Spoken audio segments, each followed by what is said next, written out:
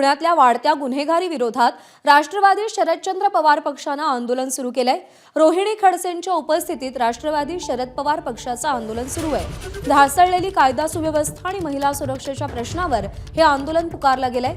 कायदा सुव्यवस्था राखण्यास फडणवीस अपयशी ठरल्याचा आरोप त्यांनी केलेला आहे।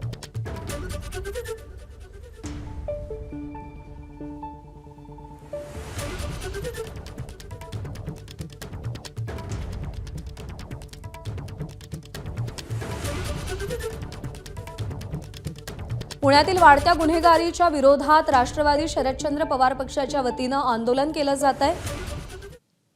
जागतिक महिला दिन आपण साजरा केला। जागतिक महिला दिनानिमित्त तुम्ही संपूर्ण महाराष्ट्रामध्ये बघितलं असेल, महिलांचा सत्कार करण्यात आला, त्यांना आदरातिथ्य करण्यात आलं, सगळं करण्यात आलं।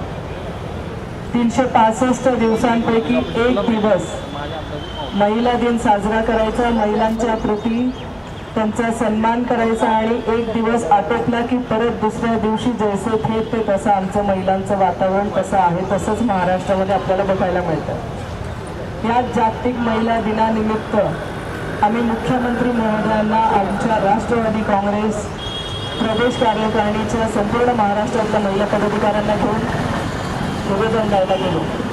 आमची अपेक्षा एवढीच होती की आज एबीपी माझा, उघडा डोळे बघा नीट।